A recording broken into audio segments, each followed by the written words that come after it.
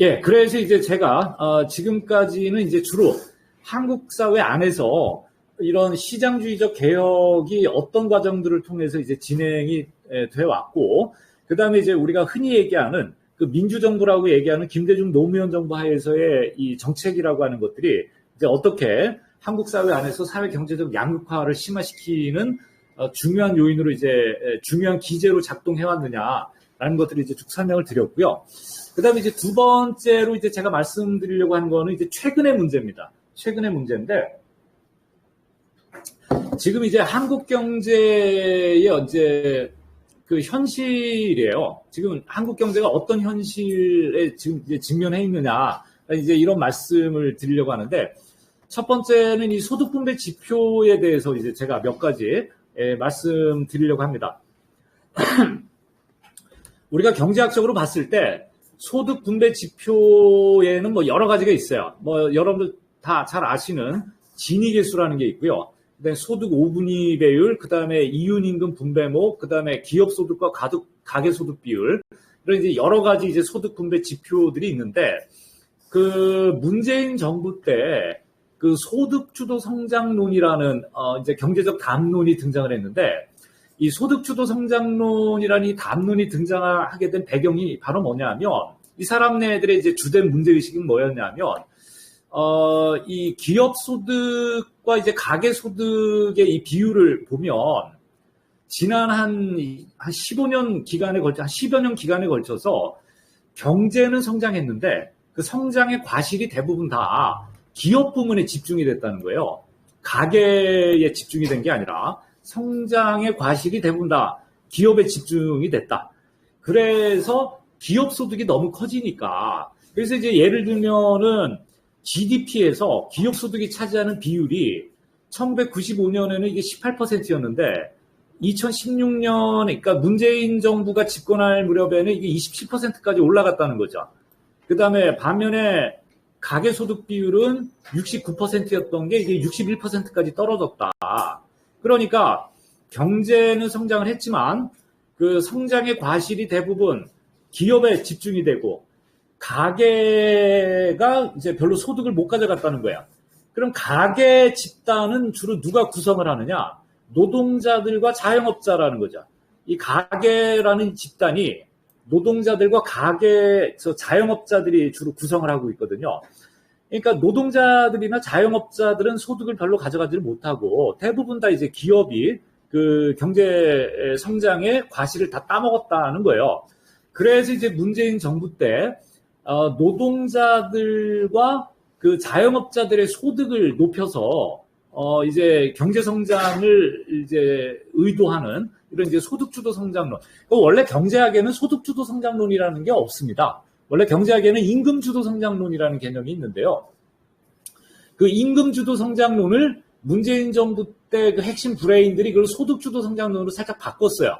왜 그러냐면 거기에 이제 자영업자들을 포함시켰기 때문에, 그러니까 노동자들만을 대상으로 했으면 이게 임금주도 성장론인데 거기다 이제 자영업자 소득까지를 포함시켰기 때문에 그걸 이제 임금주도 성장론이라고 부르질 않고 소득주도 성장론이라고 불렀던 거죠. 근데 아무튼 이 다양한 소득 분배 지표들 가운데에서 가장 문제가 됐던 거는 바로 이 기업 소득과 가계 소득 간 이 비율이었다는 거죠. 그래서 기업이 너무 많은 소득을 가져간다라는 게 이게 이제 그 주된 문제 의식이었고요. 지금도 사실 이 상황은 그닥 변하지 않았습니다. 그러니까 가계 집단의 소득이 증가하는 것보다 기업의 그 소득 증가율이 지금 훨씬 높은 상태에 있다라고 볼 수가 있습니다. 그 다음에 이 노동자 내부의 소득 양극화 또한 지난 10여 년 기간 동안 굉장히 이제 심화가 되었다라고 볼 수가 있는데요. 우리가 이제 흔히 관심을 갖는 이 비정규직 비율은 비율상으로는 지금 조금씩 떨어지고 있어요. 여기 보시는 것처럼 56.1, 그러니까 취업자 대비 비정규직의 그 비율이 56.1에서 44.5, 그 다음에 이제 최근에는 한 41.4%까지 이렇게 떨어졌습니다. 그런데 이제 문제는 뭐냐면 비정규직 비중은 줄어드는데 뭐가 지금 늘어나고 있느냐면 우리가 이제 보통 특고 노동자라고 하죠. 그러니까 이 특고 노동자가 뭐 다들 아시겠지만 특고 노동자라는 게 이게 임금 노동자로는 분류가 안 됩니다. 그러니까 자영업자로 보통 분류가 돼요. 자영업자로 분류가 되는데 사실상 이 노동 형태는 임금 노동자와 별반 다르지 않은 이런 노동자들을 이제 우리가 보통 특수고용 노동자라고 얘기를 하는데 근로계약이라는 게 존재하지 않죠. 특고 노동자들은 자영업자로 공식적으로는 자영업자로 분류가 되기 때문에 근로계약이 존재하지 않아요. 그러니까 이게 우리나라에서 가장 대표적인 불안정 노동의 가장 대표적인 범주가 이 특고 노동자인데 비정규직 노동자의 비율이 줄어드는 대신에 최근 몇 년 사이에 이 특고 노동자들의 숫자가 어마어마하게 지금 빠르게 증가하고 있다는 거야. 근데 이게 격차가 엄청 심한데 2018년 기준으로 통계청이 추계하기로는 특고 노동자 수가 50만 명으로 추계가 됐는데 이 고용노동부하고 한국노동연구원에서 추계한 거는 지금 220만 명입니다. 그러니까 엄청나게 빠른 속도로 지금 증가해왔다라고 지금 결론을 짓고 있어요. 한국노동연구원하고 고용노동부 이 집계에서는. 그래서 이게 수치가 엄청나게 차이가 있는데 저는 이 고용노동부하고 한국노동연구원 추계 숫자가 좀 더 정확하리라고 저는 믿고 있습니다. 왜 그러냐면 보통 통계청 추계는 이게 보통 샘플링이거든요.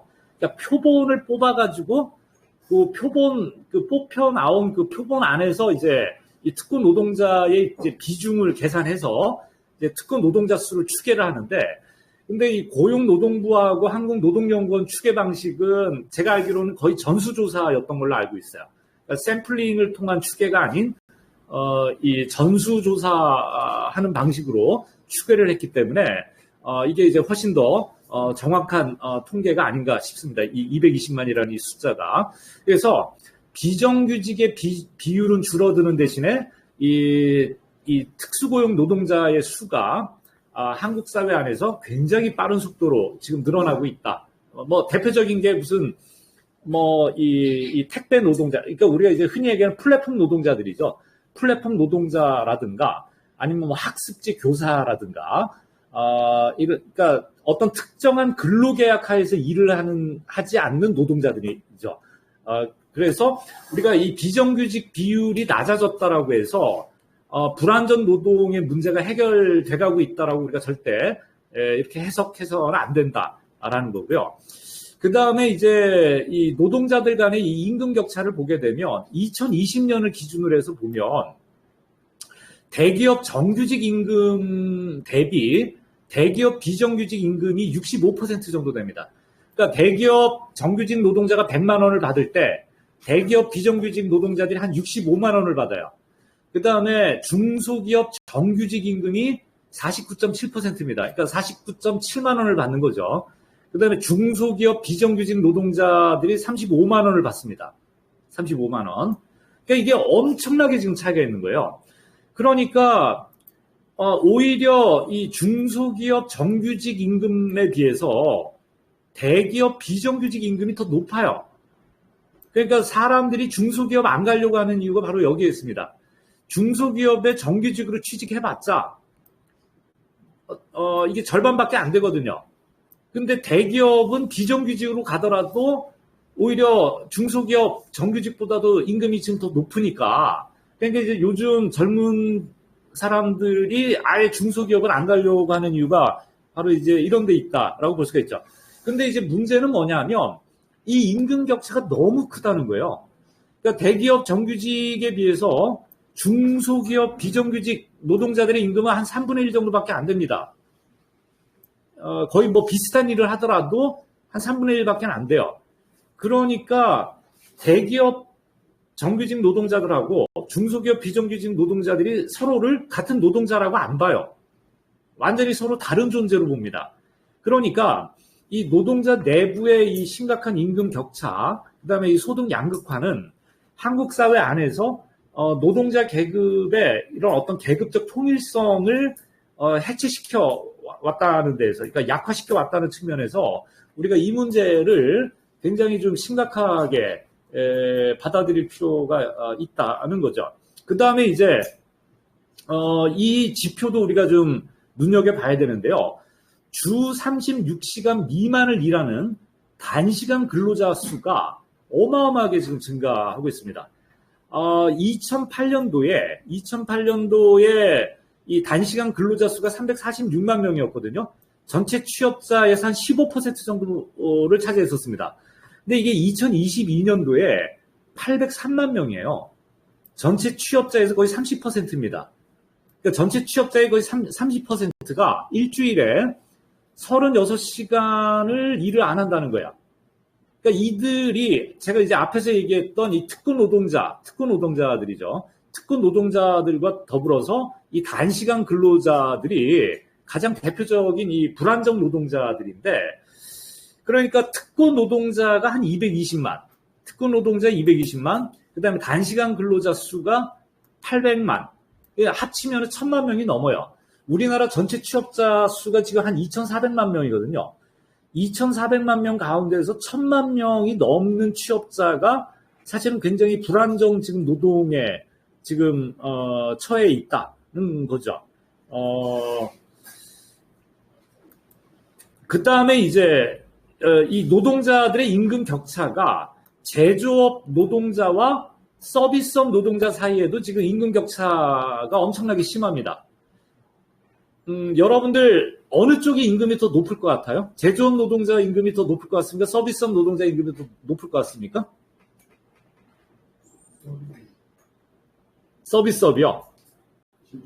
예, 지금 제조업 노동자들의 임금이 압도적으로 높습니다. 서비스업 노동자들의 평균 임금이 제조업 노동자들의 50%밖에 안 돼요, 지금. 그래서 거의 2배입니다. 제조업 노동자와 서비스업 노동자 간의 임금 격차가. 그 다음에 이제 제가 앞에서 얘기했던 것처럼 이 기업 규모별 임금 격차, 중소기업하고 대기업 노동자들의 임금 격차 또한 이게 엄청나게 크다는 거죠. 그래서 아무튼 전체적인 소득 분배 지표의 악화와 더불어서 이 노동자 내부의 소득 양극화, 그 다음에 임금 양극화 문제가, 그 다음에 이 불안정 노동의 문제가 한국 사회 안에서 우리가 보통 생각하는 것 이상으로 이게 굉장히 지금 심각한 상태로 진행되어 왔다, 이렇게 말씀드릴 수가 있을 것 같습니다. 그 다음에 이제 우리나라 경제 전체적인 어떤 경제 지표들을 쭉 보게 되면 GDP 대비 민간 소비 비중이 계속 하락해 왔어요. 그러니까 이게 지금 내수 비중인데요. 우리나라 전체 GDP에서 내수가 차지하는 비중이 계속 하락해 왔다. 그러니까 이게 52.4%에서 계속 하락해서 최근에는 46.5%, 그러니까 50%도 안 돼요, 지금. GDP에서 내수가 차지하는 비중이. 반면에 수출이 차지하는 비중이 계속 증가해 왔습니다. 33%에서 지금 거의 48%, 그러니까 거의 절반 수준까지. 근데 이 수출을 지금 대부분 누가 하고 있느냐? 대기업들이 하고 있어요. 우리나라 4대 재벌이 지금 수출을 하고 있다.